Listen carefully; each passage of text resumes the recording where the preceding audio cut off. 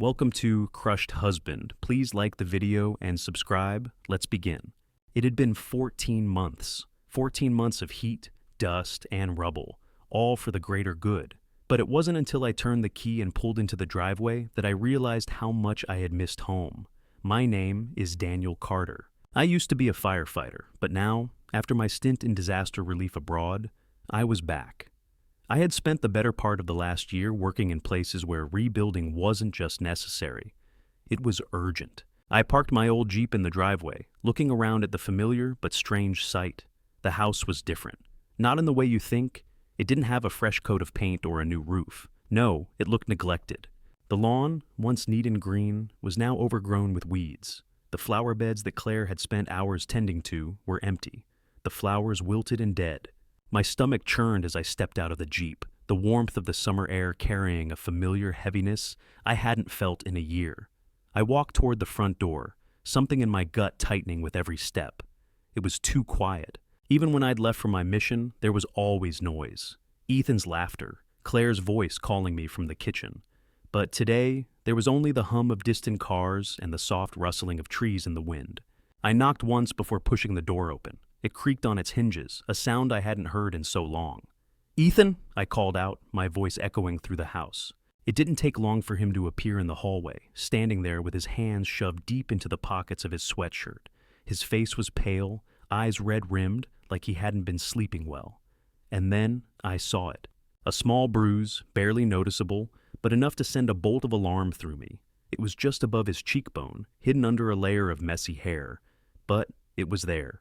"Hey, buddy," I said, trying to sound upbeat, but I couldn't hide the concern in my voice. "How have you been?" Ethan shuffled his feet and forced a smile, but it didn't reach his eyes. "I'm fine, Dad," he said, his voice lacking its usual energy. He stepped forward, wrapping his arms around me in a hug that felt too stiff. I hugged him back, my protective instincts flaring. Something was wrong. I pulled back, looking him over again, my heart aching at the way his body language screamed of fear. "Where's your mom?" I asked, my voice low. Ethan hesitated. She's out. Running errands." I could tell he was lying. It was the way he wouldn't meet my eyes, the way his hands kept fidgeting. I placed a hand on his shoulder, feeling the weight of everything I had missed while I was away, the burden of all the months where I hadn't been able to protect him, to take care of him. "Ethan," I said, trying to keep my voice steady, "if something's going on, you can talk to me. I'm here now. You don't have to keep it all in." He finally looked up at me, and I could see the fear in his eyes. He wanted to say something, but the words seemed to catch in his throat. Instead, he gave me a small, forced nod. "Everything's fine, Dad," he repeated, his voice faltering. I missed you." The moment stretched between us, thick with unsaid things, and I knew. Deep down, I knew things were far from fine. I ruffled his hair and squeezed his shoulder. "Well, I'm home now," I said, "and I'm not going anywhere." But as we stood there, I couldn't shake the feeling that the house wasn't the only thing that had changed. And when Ethan stepped away to grab something from the kitchen, I stayed in the hallway, my eyes drifting to the pictures on the wall, family photos, all of us smiling in happier times. But something felt off now. There was a distance, an emptiness that hadn't been there before. I took a deep breath and followed him, my heart heavy with the feeling that the truth was going to hurt. And that was just the beginning. Inside the house, everything felt wrong. The familiar smell of Claire's lavender-scented candles was missing, replaced by the stale scent of disuse. The furniture was different, new pieces, expensive ones. But none of them had the warmth of the old furniture. Everything was too polished, too clean. There was something cold about it all. I followed Ethan into the living room, where he sat on the couch, absently flicking through a tablet. It was hard to look at him and not see the boy I once knew, the energetic, funny kid who would always drag me into his latest obsession. But now, he seemed distant, lost in some private world of his own. The change was too drastic, too fast. I glanced around the room, taking in the unfamiliar surroundings, before my eyes landed on something that felt out of place. The walls, once covered with family photos, now had nothing but sleek, generic art prints. A sharp contrast to the vibrant moments we'd shared. The shelves had been cleared out. The personal touches Claire had once added nowhere to be found. It felt like a museum, devoid of any life or soul. "Ethan," I said softly, trying to keep the anxiety from creeping into my voice. "I noticed some stuff in here. When did all this change?" He shifted uncomfortably in his seat, not meeting my eyes. "Mom said we needed a new look," he mumbled, like it was just something that happened. But I could tell it bothered him. She wanted everything to be more grown up, I guess. More grown up. I'd been away for a year, but that didn't feel like a decision Claire would make, not without some kind of purpose. I looked at Ethan again, noticing how his usual confidence was replaced with something far darker. The bruise on his cheek, now that I was closer, was clearer. His left eye was slightly swollen, and it looked like it had been there for days, maybe even longer. The protective father in me wanted to rush to him, demand answers, but I knew pushing him too hard would only make him pull away. I sat beside him, trying to keep my voice steady. "Ethan, who did this to you?" I asked gently, pointing to the bruise.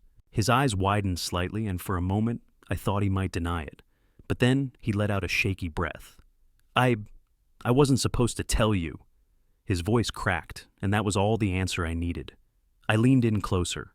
"You don't have to protect anyone, buddy. You're safe with me. Who hurt you?" He looked down at his hands, his fingers tracing invisible lines along the edge of the tablet. "Victor," he whispered, barely audible. "Victor." The name hit me like a ton of bricks. It wasn't a name I'd heard around our house. Claire had never mentioned anyone by that name. My mind started to race. Who was this Victor? And why was Ethan so afraid of him? I kept my tone calm, even though my gut was screaming. "Who's Victor, Ethan? He's been hanging around a lot." He paused, his voice trembling. "I walked in on him and Mom last week, and I put a hand on his arm, trying to steady him. It's okay, buddy. What happened when you walked in?" His eyes welled with tears, but he blinked them away. "I didn't mean to, but I opened the door, and they were... I don't know. Mom looked really mad at me. And then, Victor, he hit me. Not hard, but he shoved me, told me to get out." My heart sank. "Ethan," I said, my voice barely above a whisper. "Your mom let him do that?" He nodded, his eyes filled with shame. "She told me not to tell anyone. Said if I did, things would get worse." His voice broke on the last part. I swallowed hard, my hands trembling with the effort it took not to lash out. "Ethan, you didn't do anything wrong. You hear me? Nothing. You're not the one who should be afraid here." He nodded, but I could see the doubt in his eyes. He wasn't convinced. There was a sinking feeling in my chest, a growing sense of realization that this wasn't just about a bruise. This wasn't some isolated incident. There was something much deeper going on here. I pulled him into a hug, trying to be the rock he needed, but even as I held him, I felt a cold anger settle in my bones. Claire had known about this. She had to have known, and if she hadn't, she'd allowed it to happen anyway. After a long moment, I pulled back and looked at Ethan, my resolve hardening. "We're going to figure this out, okay? I'm going to make sure nothing happens to you again. You hear me?" He nodded, his lips trembling, but I could see a flicker of hope in his eyes. I got up, my mind already working on the next steps. "I'm going to take care of this, Ethan. No one hurts my son. Not on my watch." He managed a small smile, one that didn't quite reach his eyes. But it was something, and that was enough to keep me going. As I walked out of the living room, my mind was racing. I knew there were things Claire wasn't telling me, and I was damn sure going to find out what they were. But for now, I had one priority, getting Ethan away from Victor, whatever it took. The afternoon had bled into evening, and the house felt more suffocating with every passing minute. I had promised Ethan we'd talk more later, but right now, I needed to confront Claire. She couldn't hide from this, not anymore. I found her in the kitchen, her back turned as she chopped vegetables with a sharp, methodical precision. The same way she used to do when everything was normal. It struck me how much I had missed her presence, the rhythm of her movements, the soft hum of music in the background, the familiar scent of whatever dish she was preparing. But now, there was a distance, and it wasn't just because I'd been gone for over a year. "Claire," I said, my voice low, testing the waters. She didn't respond immediately, but I could see her shoulders stiffen. She didn't turn around. "Claire," I repeated, stepping closer.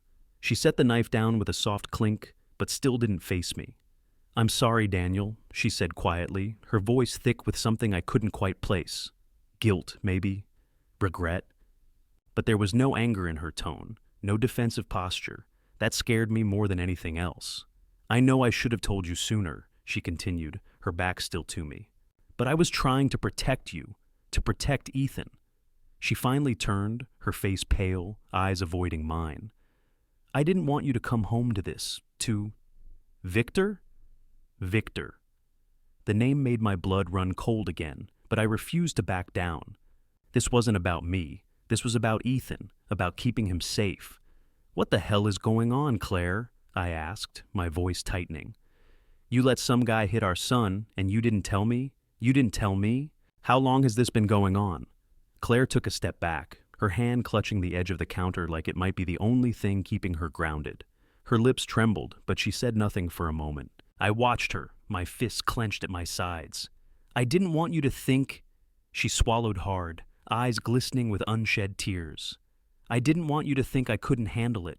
I didn't want you to come back to this mess. Handle what? My voice was rising now, frustration bleeding into my words. You think you can just keep this from me? This isn't just some mess, Claire. This is our son. Our son. She flinched at the volume of my voice, but didn't look away. Her eyes were filled with something I couldn't quite read. Was it shame? Fear? Regret? I know, she whispered. I know I should have told you.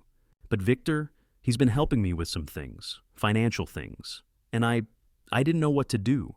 I thought if I just kept things quiet, we could make it through. But she looked down at the floor. But it got out of hand. And I'm so sorry, Daniel. I didn't mean for this to happen. I stared at her, my mind spinning. Victor had been helping her? Financial things? My stomach churned as I pieced it together. There was more to this than just Ethan's bruises. There was something else Claire wasn't telling me, something bigger. You're telling me this guy, he's been living here, and you've been, what? Keeping him around for financial help? I shook my head, the pieces finally falling into place. You've been spending money on him, Claire? While Ethan's been suffering? Why didn't you come to me? Why didn't you ask for help? Claire's face was pale, her lips pressed into a thin line. She wasn't meeting my eyes anymore, her gaze focused somewhere over my shoulder, like she couldn't stand to look at me. I didn't want you to feel like you were paying for everything, she said, her voice barely above a whisper. I didn't want you to resent it, to resent me. Resent her? What the hell was she talking about? This wasn't about money. It was about Ethan, about our family, about keeping us safe. I clenched my jaw and took a step forward, my frustration now mixed with something darker, colder. You should have trusted me, Claire. You should have trusted us. I paused, my breath shaky. But instead, you let this man hurt our son. You let him be scared in his own home. Claire flinched at my words, and for the first time, I saw the mask slip. The facade she'd built, the one that had kept everything hidden from me, cracked just enough for me to see the truth. She looked vulnerable now, like she was fighting some inner battle, but I couldn't give her a pass. Not this time. Where is he, Claire? I demanded. Where is Victor? Her eyes welled up. She wiped her face quickly with the back of her hand and took a shaky breath. He's out. He left this morning. I told him it was over. Over? I echoed, disbelief heavy in my chest. You think it's over just like that? You think it's over because you told him to leave? She nodded, but I could see it in her eyes, the uncertainty, the doubt. She wasn't sure. She had no idea how deep this had gone, how much damage had already been done. I closed my eyes, trying to hold on to the control I was desperately trying to keep. My thoughts were chaotic, but one thing was clear. I couldn't let her sweep this under the rug. Not now. Not when Ethan was involved. Claire, I said, my voice low and steady. If you think this is over, you're wrong. It's not. Not by a long shot. She started to speak, but I cut her off. I'm taking Ethan out of here. We're leaving. We're going to a place where he's safe, where he doesn't have to worry about Victor or you or anyone else. Her eyes widened, and for the first time, I saw genuine fear in her expression. Daniel, please, she pleaded. Please don't do this. I made a mistake. I'll fix it. I swear I'll fix it. But I was already shaking my head. You had your chance to fix it, Claire. This isn't something we can just fix with words. Not this time. Her shoulders slumped, and for a moment, I almost felt sorry for her. But then I looked at Ethan's bruised face again in my mind, and that pity vanished. I turned away from her, my heart heavy but resolute. "I'll be back for my stuff. Don't try to stop me." And with that, I walked out of the kitchen, the weight of everything crashing down on me. The night was quieter than I'd expected. The motel room I'd rented for Ethan and me wasn't anything special, just a small, no-frills place on the outskirts of town. It smelled faintly of cleaning products and stale air, the kind of place that felt temporary, like a stopover on the way to something better. It would have to do for now. Ethan had been quiet since we'd left. He hadn't said a word as I packed up his things, hadn't fought me when I told him we were going to stay somewhere safe for a while. He just followed me out to the Jeep, his shoulders slumped, his gaze fixed on the ground. It tore me apart to see him like this, broken, scared, but still trying to be brave. Now he was sitting on the bed, his knees pulled up to his chest as he stared at the wall, lost in his thoughts. The room was dim, the only light coming from a small lamp in the corner. The sound of the motel's air conditioning hummed softly in the background, a constant reminder of how far removed we were from the life we'd once known. I sat at the small desk by the window, my mind racing. There was so much I had to do, so much I had to figure out. I pulled out my phone, checking the time. Almost 9 p.m. I needed to act fast. I couldn't just let this slide.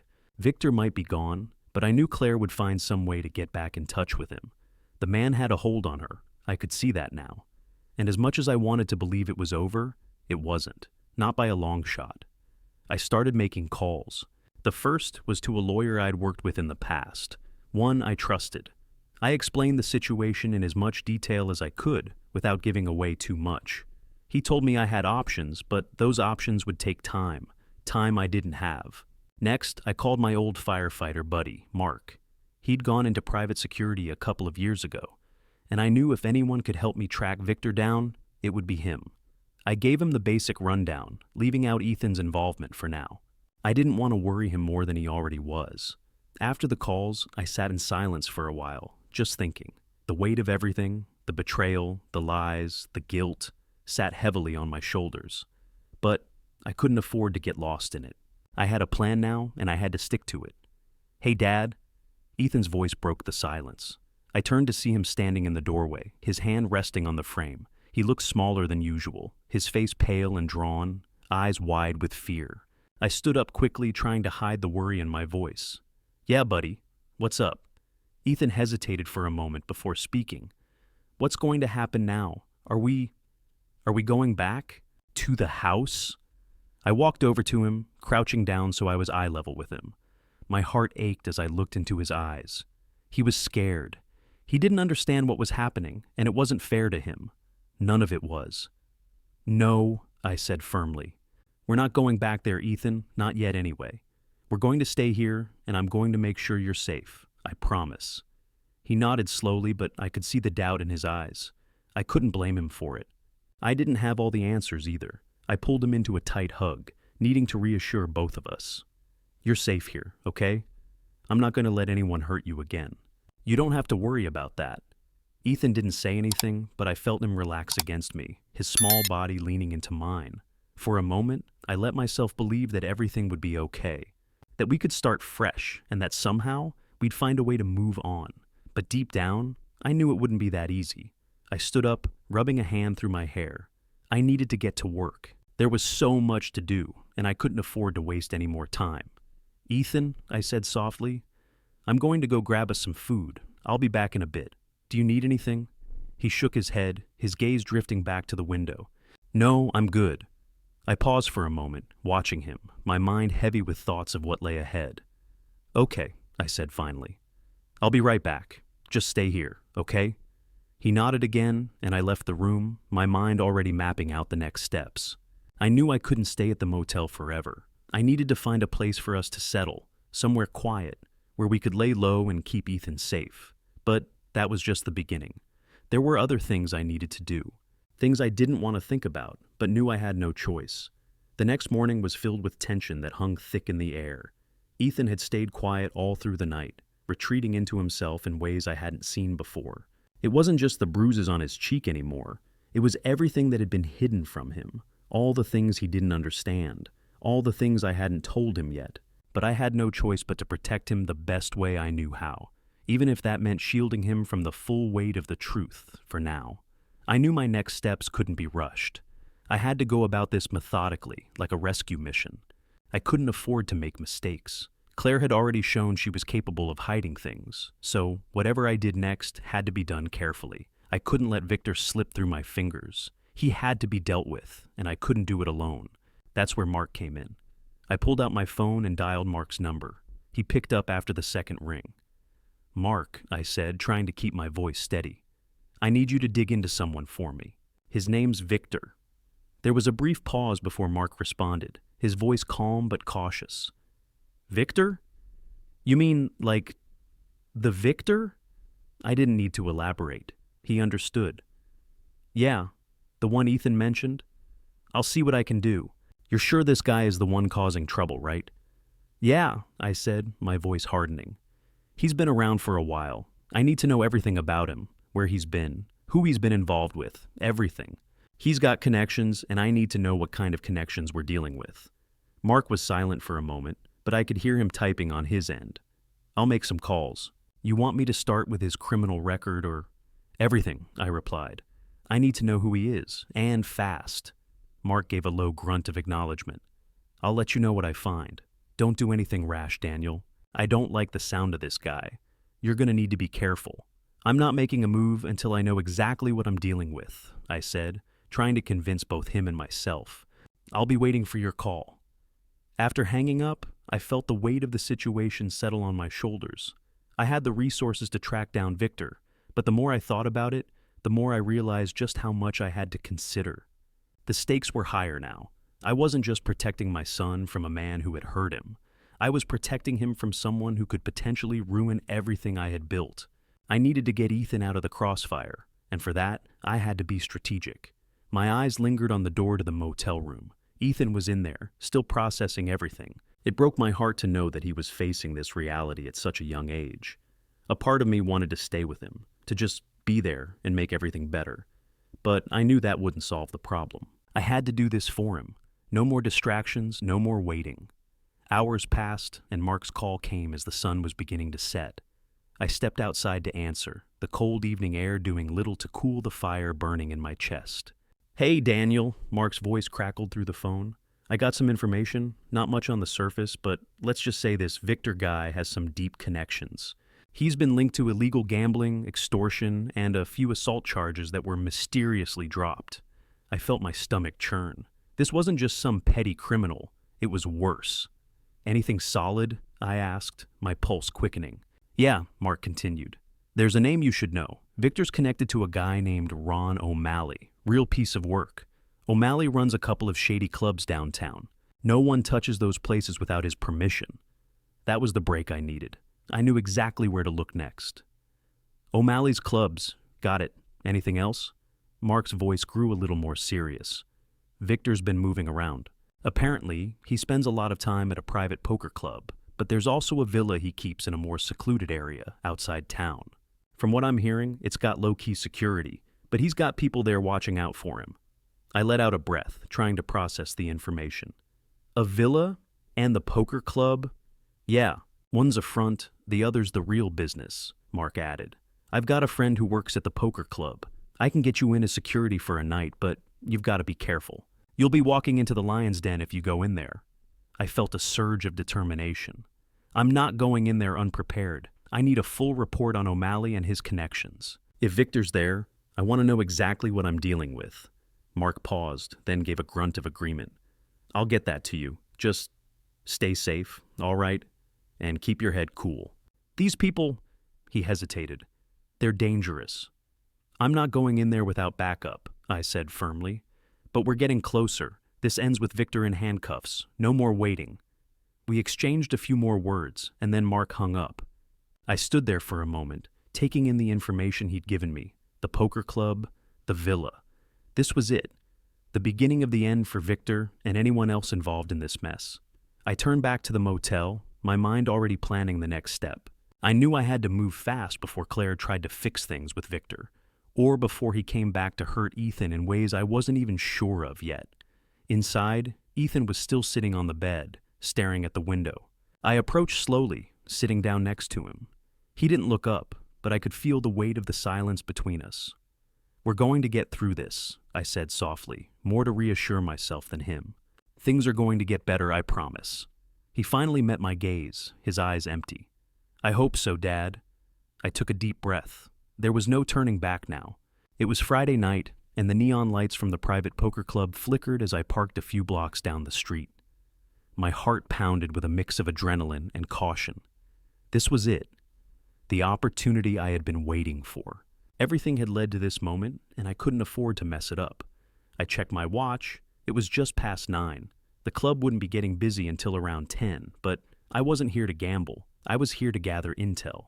Mark's contact had set things up, and I was about to walk into the lion's den. It wasn't just the poker tables I was interested in.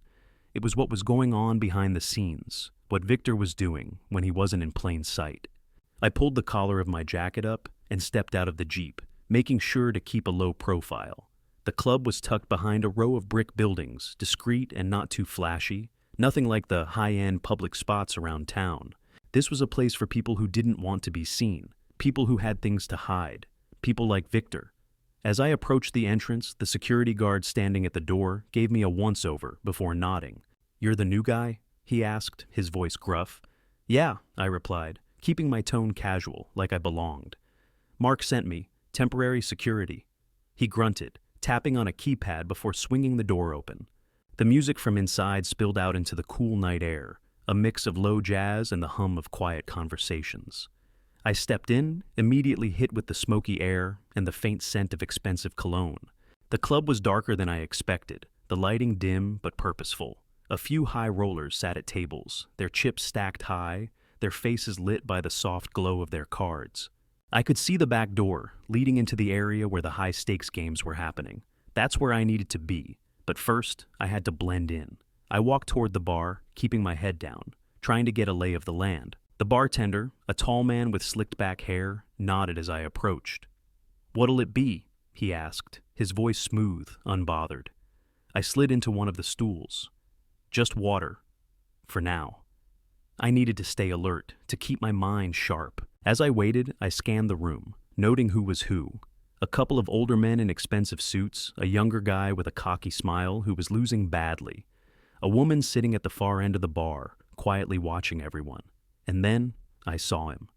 Victor. He was sitting at a poker table near the back, a stack of chips in front of him. He had the same smug smile that had haunted my thoughts for days. I couldn't hear what he was saying, but his posture said everything. Confident, entitled, like he owned the place. Claire had never mentioned the full extent of his connections, but seeing him here, at this table, told me everything I needed to know. He was more than just some low-level hustler. He was a player. I took a slow sip of my water, keeping my distance but staying in a position where I could watch him without drawing attention to myself. From this angle, I could see the way he interacted with the other players, a smooth talker, charming in a way that made you trust him before you even realized you shouldn't. It was the kind of thing that made someone dangerous. And then, something strange happened. Victor glanced up, his eyes scanning the room, and for a split second, they locked with mine. My stomach dropped. I didn't look away, but I could feel the tension building, a wave of recognition that I couldn't let him sense. I was just another face in the crowd, just another temporary security guard. That's what I had to be. But Victor didn't approach. Instead, he smiled that crooked smile and went back to his game. I exhaled, the tension in my chest slowly starting to ease. It was a reminder, though. Victor wasn't just some easy target. He was used to being in control, used to people watching him, and not realizing what was really happening beneath the surface. It was time to get closer. I slipped out of my seat, careful not to draw attention, and made my way toward the back. The sound of laughter and quiet conversation followed me as I passed tables, but it was the security guard at the back door who nearly stopped me. He raised an eyebrow. "You headed back there, new guy?" I forced a smile, my heart racing. Mark said I should check in. The guard scrutinized me for a moment, but then nodded and stepped aside, letting me pass. The door swung open, and I stepped into the dimly lit hallway. The sound from the main room was muffled now, replaced by the soft click of heels against the tile floor. I kept moving forward, my mind already working out the next steps. There were cameras everywhere, but I knew the layout of places like this. There had to be a back office, some place where the real work was being done. As I rounded the corner, I saw a door slightly ajar, a thin sliver of light spilling out from the crack. Inside, I could hear the low murmur of voices, men talking in hushed tones. I didn't approach the door yet. Instead, I stepped into the shadows, waiting. Victor's voice drifted to me, quiet but unmistakable. Keep it low-key. If anyone gets curious, we've got backup. You know the drill. My stomach tightened. He was talking about me. I didn't know who he was speaking to, but the message was clear. He was expecting trouble. I waited a few more moments, then turned and started walking back toward the bar. I needed to get out of here, fast. I had what I came for. Victor wasn't just some street thug. He was involved in something bigger, something that stretched into dangerous circles I hadn't even begun to understand. But I had to get Ethan out of this, and the sooner, the better. As I passed through the main room, I glanced over at Victor one last time. He wasn't looking in my direction anymore, but I knew we weren't done, not by a long shot. I slipped out of the club, my mind racing with the next steps. Mark would need to know about the villa. It was time to hit him where it hurt, and make sure Victor never saw it coming. The morning light filtered through the curtains of the motel room, casting long shadows across the floor. I didn't sleep much. My mind had been running through the details from last night, the conversations, the people I'd seen, the subtle looks that had passed between Victor and his associates. I couldn't shake the feeling that I was getting closer, but the closer I got, the more dangerous everything seemed. By the time I'd gone over everything in my head for the 100th time, I knew what I had to do. Victor's villa was the next step. I couldn't let him slip away again. The poker club had given me a taste of the power he wielded, but I wasn't going to let him get comfortable. I called Mark as soon as I could, my voice low, steady, and to the point. "I'm heading to the villa. I need everything you've got on it, right now." "You sure about this?" Mark asked, his tone guarded. "You're walking into the lion's den, Daniel. You need to be careful." "I know the risks," I replied. "I've been careful so far, but I need to hit him hard. We can't waste any more time." There was a pause, and then Mark spoke again, his voice firm. "I'll get the information to you. You'll need backup. I've got a few people who can help. Don't do anything stupid." "I'm not doing this half-assed," I said. "I'm getting this done, Mark, one way or another." I hung up and turned to Ethan, who had barely stirred all morning. He was still wearing the same hoodie from last night, his face pale and tired. His eyes flicked up when I walked over to him, but he didn't say anything at first.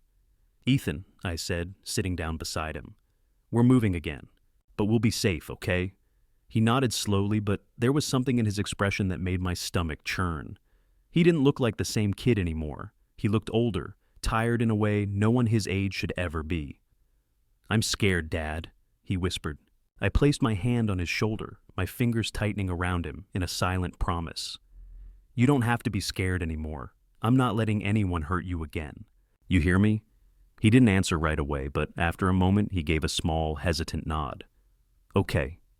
I stood up, trying to muster the calm confidence I didn't feel.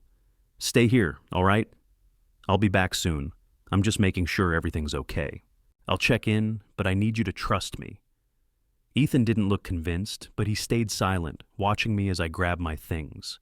The weight of the moment wasn't lost on me. This was bigger than just me and him now. It was about clearing the path to safety, removing the threat no matter the cost.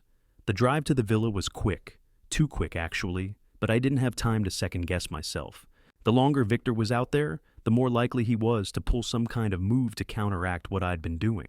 I wasn't going to give him that chance. The villa stood on the edge of town, nestled in the hills behind a tall iron gate. The exterior was immaculate, too immaculate. Everything screamed money, but there was a coldness to the place. The kind of coldness that made you feel like you were being watched even when you weren't. I parked down the road, out of sight, and crept closer on foot. The villa's back entrance was hidden by a small garden, overgrown with ivy and flowers that had seen better days. I moved as quietly as I could, sticking to the shadows, trying to stay out of sight. I knew the villa had security, but I also knew it wasn't impenetrable. Mark had given me enough intel to know where the weak spots were. I reached the back door and paused, listening for any sounds from inside. The only thing I could hear was the faint hum of the air conditioning. No voices, no footsteps. It was eerily quiet. I pressed my back against the door, careful not to make a sound, and reached for the lock. I didn't have the key, but I had something better. Information. Mark had come through with a contact who'd worked the security system here. A quick phone call, and the door unlocked with a soft click. I slipped inside, the cool air of the villa hitting me like a wall. The place was as pristine on the inside as it was on the outside, decorated with modern furniture and expensive art that seemed to be more about showing off wealth than any real taste. I moved silently, my steps barely making a sound on the hardwood floors. The villa was laid out in a way that made it feel vast and empty, even though I knew it was far from it. Every corner I turned made the place feel more like a trap. There was no time to waste. I needed to find Victor, and I needed to do it fast. I crept through the hallway, my eyes darting from one room to the next. I checked the study first. Empty. Then the kitchen. No one. I felt like I was being drawn into a game I wasn't ready to play, but there was no turning back now.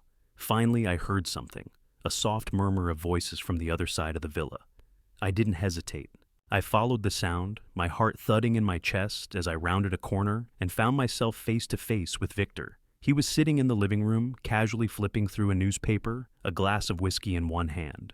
He didn't look up when I entered, and for a moment, I thought maybe I'd misjudged the situation. But then he spoke.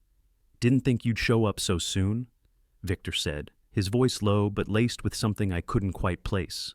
Amusement? Confidence? Thought I'd have more time to prepare. My jaw tightened, my eyes narrowing. "This ends now, Victor. I'm not leaving until you're off the streets. Until you can't touch my family again." Victor looked up at me finally, his lips curling into a smile that didn't quite reach his eyes. "You think you can stop me? You're out of your depth, Daniel. This isn't something you can fix with your little threats." "I'm not here for threats," I said, my voice steady but firm. "I'm here to make sure you pay for what you've done." Before he could respond, I stepped forward, my hands clenched at my sides. He stood slowly, his posture casual, but there was something dark in his eyes now. Something calculating. "You're not the first to think they could take me down," Victor said with a chuckle, "but you'll be the last." I took a deep breath, my mind already mapping out the next steps. It was time to make him believe it. I wasn't leaving here without a fight. The courtroom was silent except for the faint rustle of papers and the soft murmur of lawyers shifting in their seats. I sat there, a quiet storm brewing inside me, watching as Claire stood at the table opposite, her face cold and composed, but her eyes flickering with the faintest hint of fear. She hadn't expected this. None of them had. The trial was moving faster than I'd anticipated, but it was only a matter of time before the truth came to light. I didn't care about the legal battle or the drama that had led up to this moment. All that mattered was that Ethan would be safe. No one would be able to hurt him again. Not Victor, not Claire, not anyone. My lawyer, a seasoned professional who had handled cases like this before, sat next to me, flipping through a folder filled with evidence, financial records, testimonies, and the damning evidence I'd gathered on Victor's illegal activities. It wasn't just about the bruises on Ethan's face anymore. This was bigger than that. I wasn't just seeking justice for my son. I was taking down a criminal network, piece by piece. "Your Honor," Claire's lawyer began, his voice smooth and confident, trying to sway the room. "We are here today because of a misunderstanding. Yes, my client made some poor choices, but she did what she thought was best for her family. She was trying to protect her son, not harm him. There was no malicious intent in her actions." I could feel my muscles tighten, my jaw clenched as the lawyer spoke. I knew exactly what Claire was trying to do, paint herself as a victim, someone who was just caught up in a bad situation. But the evidence didn't lie. She had been complicit. She had known what was happening with Victor, and she had chosen to protect him instead of her own son. The judge, a no-nonsense woman with years of experience, listened carefully to both sides before glancing over at me, her gaze stern but not unkind. "Mr. Carter, would you like to speak?" I stood, my legs a little stiff from sitting for so long, but I didn't hesitate. I could feel Ethan's presence in my heart, and that gave me the strength I needed. I walked to the stand, cleared my throat, and looked directly at the judge. "Your Honor," I began, my voice steady, "this isn't just about me or my ex-wife. This is about protecting my son. Ethan has been through things no child should ever experience. He was hit, manipulated, and forced to live in a house filled with lies and fear. All because of Victor. But it wasn't just Victor who hurt him. It was Claire, too." I paused, letting the words sink in, feeling the weight of them as I spoke. "I'm not here to destroy Claire, but but I am here to make sure she faces the consequences of her choices. She allowed a man to hurt our son. She put her own selfish desires ahead of his well-being. And that is something I can never forgive." Claire's lawyer stood quickly, objecting, but the judge waved him off.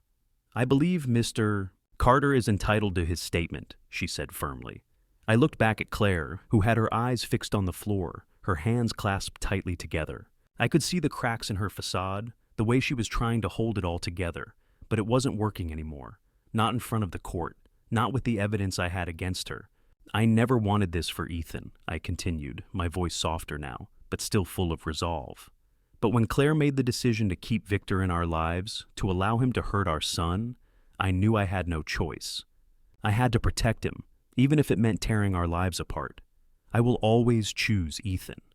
The judge nodded, her expression unreadable, but I could see the wheels turning in her mind. Claire's lawyer didn't have a comeback. The evidence was too overwhelming. I sat back down, my heart pounding in my chest. But I felt a strange sense of peace wash over me. This was the right thing to do. This was the only thing I could do. It didn't take long for the verdict to be reached. I could see the tension in the courtroom as the judge deliberated, her gavel poised for the final blow. When she spoke, her words were firm, precise. "Based on the evidence presented and the testimonies given, it is clear that both Victor and Claire Carter have violated the law in serious ways. Claire Carter will be held accountable for her actions. As for Mr. Victor, he will be arrested and charged with multiple criminal offenses, including child endangerment, assault, and a range of other illegal activities." The room went still for a moment, and then I felt the weight of the moment settle over me. It was over. They were both going to pay for what they had done. But as the verdict was handed down, my thoughts immediately turned to Ethan. I had done what I needed to do. Justice was being served. But I knew the real work was still ahead, helping my son heal, helping him find peace after everything he'd been through. Weeks passed, and the trial was behind us. Claire was facing serious consequences, her life unraveling as the evidence continued to mount against her. Victor had been arrested, and the police were working through his connections, hoping to take down the larger operation he was involved in. But through all of it, Ethan began to heal, slowly but surely. His confidence started to return, his laughter, the spark that had been missing, flickered back into his eyes. He was still scarred by everything he'd been through, but the weight had lifted, and for the first time in months, he was able to breathe. I stood by the window of our new apartment, watching Ethan as he ran down the street, laughing, his arms wide like he was trying to catch the wind. We had moved into a small, quiet house near the beach, far away from the shadows of our past. The house was modest, but it was ours, and it felt like home. The phone buzzed in my pocket, but I didn't answer. For the first time in a long time, I didn't feel the need to check in on everything, to worry about what was happening next. I watched Ethan, my heart swelling with pride, knowing that I had done everything I could to protect him, and for the first time, I truly believed that everything would be okay. It had been weeks since the trial, and Ethan and I had settled into a quiet routine. The noise of the past, Victor, Claire, the betrayal, the fear, had faded, leaving space for something new, something healing. The hardest part wasn't the court case or confronting Claire. It was watching Ethan slowly begin to trust again. Now, we were in a small coastal town, far away from the place we had once called home. We'd found a modest house near the water. It wasn't big or fancy, but it was ours. The ocean breeze carried a sense of peace that I hadn't realized I'd been longing for. I sat on the porch most evenings, just listening to the waves crash against the shore, watching Ethan play in the yard. For the first time in a long time, I felt like I could breathe again. The beach was a few blocks away, and Ethan had been making the most of it. He was learning how to surf, taking lessons from a local instructor who had quickly become one of his favorite people. It was incredible to see him so full of life again, his laughter ringing through the air like it used to, back before everything had fallen apart. I had changed too. For the first time in years, I wasn't constantly worried about what came next. I wasn't waiting for the other shoe to drop, wasn't afraid of someone else's actions ruining my life. There was a kind of freedom in that, a freedom I hadn't realized I needed. One afternoon, I found myself at the kitchen table, scrolling through job listings on my phone. I'd made some calls in the past few weeks, looking for something more stable, something that would give us both a fresh start. I didn't want to just exist anymore. I wanted to build something. For Ethan. For us. A knock on the door pulled me out of my thoughts. I wasn't expecting anyone, so I paused, my fingers hovering over the screen. It wasn't until I heard a familiar voice that I stood up. Daniel? I opened the door to find Mark standing there, a grin on his face. He looked the same as always, solid, dependable, with a look in his eyes that spoke of quiet understanding. We hadn't seen each other in weeks. With everything that had happened, it felt like years had passed. Mark, I said, surprised but glad to see him. What's up? Mark stepped inside, shaking his head. I'm not interrupting, am I? Nah, I replied, stepping aside. Just catching up on some work. He gave a small chuckle and looked around. Looks like you're settling in. We are, I said, my voice soft. It's been a good change. Ethan's happier, and that's all that matters right now. Mark nodded, his expression serious. I'm glad to hear that. I know things weren't easy for either of you, but you did what needed to be done. I sighed, rubbing my hand across my face. It didn't feel like it at the time, but yeah, I guess I did. Mark placed his hands in his pockets and looked out the window at Ethan, who was practicing his balance on a surfboard in the yard. The sight made me smile, but it also made my chest tighten. The weight of everything we had been through, seemed to settle on me again in that quiet moment. How's Ethan doing? Mark asked after a moment. I turned to look at him, my gaze lingering on my son as he practiced. Better. I think he's finally starting to believe that it's over, that he's safe. I paused, feeling the full weight of it. He's really starting to live again. Mark gave a nod of approval. That's good. That's what you both needed. And Daniel, you needed it too. I didn't reply right away. The truth was, I didn't even know what I needed back then. I thought I knew, thought I was doing the right thing for Ethan, but in the process, I'd lost myself. Maybe I was still finding my way back. After a moment, I turned back to Mark. So, what's up? You don't normally show up unannounced unless you've got something important. Mark grinned. I've got a proposition for you. I know you've been looking for a new job, and I wanted to offer you something. My team's looking to expand. We could use someone like you, someone who's been through hell and came out the other side. You've got experience, Daniel. You know how to handle pressure, and I've seen the way you're with Ethan. That's the kind of guy we need. My heart skipped a beat. Mark wasn't offering me just any job. He was offering me something solid, something I could build on. It wasn't just about the paycheck. It was about the opportunity to rebuild, to build something new. I stared at him for a long moment, the weight of his words sinking in. You really think I'm ready for that kind of work? Mark gave me a sharp look. I know you are. I've seen what you can do, Daniel. You're more than just a dad. You're someone who knows how to protect what's important. That's what we need on our team. I felt a surge of emotion, something I couldn't quite place. Gratitude, maybe. A little bit of disbelief. But mostly it was a feeling of hope, a real deep hope. For the first time in a long time, I could see the future stretching out before me, full of possibilities. I nodded slowly, then smiled at him. All right, let's do it. Mark clapped me on the back, a wide grin spreading across his face. You won't regret it, Daniel. I promise. As we stood there, the sound of Ethan's laughter drifted through the open window. For the first time in ages, I felt like I was looking at the world from a place of possibility. Everything that had been taken from us, the control, the stability, the peace, was slowly coming back. And for the first time in a long time, I was ready to move forward. Ethan was already ahead of me, his laughter pulling me into the future. I wasn't sure exactly what it would look like, but I knew it would be better, for both of us. Come on, I said, turning toward the door. Let's go grab some lunch. Ethan's been dying to show off his new surfboard tricks. Mark smiled, following me out the door. Lead the way. And as we stepped outside, the wind carrying the scent of salt water and fresh beginnings, I felt like we had left the darkness behind. Whatever came next, I was ready.